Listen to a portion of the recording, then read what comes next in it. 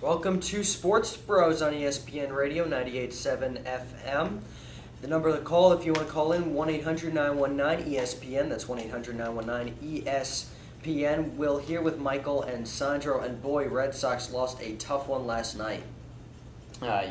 Second game of the series to the Detroit Tigers, and they already lost the first game 2 days ago. They lost 9-8 last night. Stephen Wright on the mound. He's been pretty good all season, but he gave up 8 runs, and now Tigers will be looking to sweep them tomorrow, and that put the Red Sox down in third place in the AL East, behind the Blue Jays and Orioles, and now they're just struggling to stay alive, really slumping. You guys see them making any big moves at the trade deadline, especially starting pitching, bullpen? Before the incident with Chris Sale, I thought he was an option for the Red Sox, but after, I don't know if Dave Dombrowski's going to look into him. But, you're right, the Red Sox do have some issues, especially with the bullpen and starting pitching. The offense is one of the best in the league. They've outshined a lot. They got some issues, but I think they'll bounce back. I know they have a tough stretch against the Angels, tough West Coast trip. It's going to be rough, but I think they'll manage. They'll get past it. Doesn't a game like last night, where your offense gives you 8 runs to work with and you still lose the game, a giant red flag saying you need to go out and get starting pitching right now? Because Stephen Wright is considered maybe the best of the bunch right now, and he went out there and pitched a dud. Let's call it like it is. Yeah, absolutely. And I can still see them going after Chris Sale.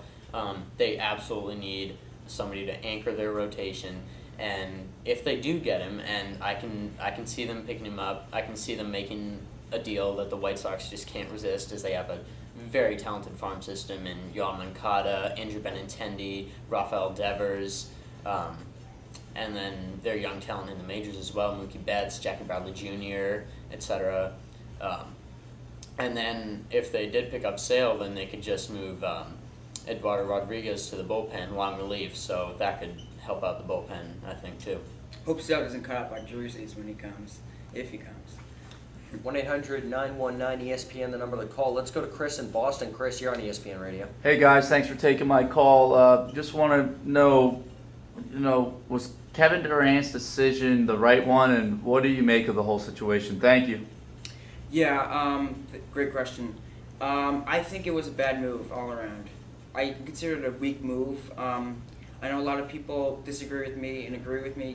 There's a difference between winning a championship and chasing a ring. And I feel like Durant is chasing a ring and he wants to get the easy way out. When he was with the Thunder, he was a title contender with them already.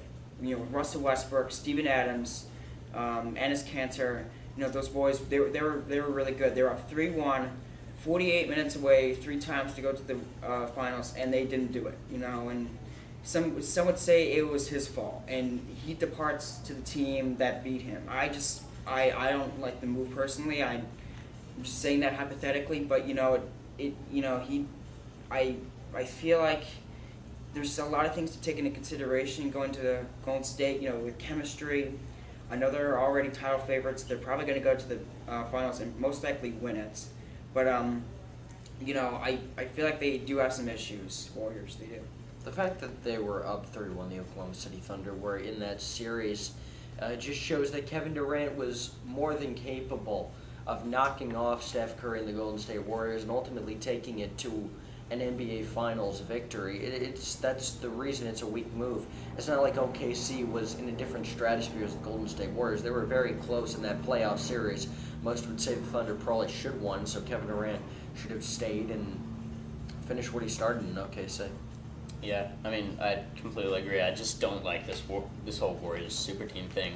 They already had a great team last season, set the NBA record for wins in a regular season, and now with Durant, I just feel like that completely unbalances the NBA. I just don't feel like that's a good thing for the league as a whole, regardless of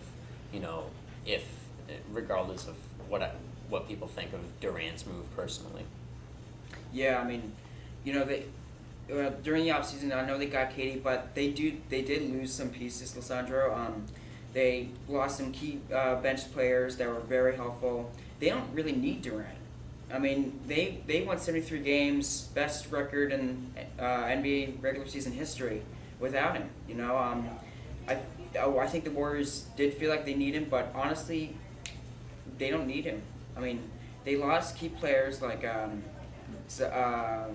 Bogut, Harrison Barnes, Leonardo Barbosa, some other key players, and strength in numbers, their motto in the last year in the playoffs, doesn't seem like that now.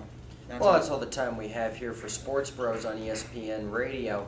I'm Will signing off for Michael and Sandro. We will see you tomorrow at the same time.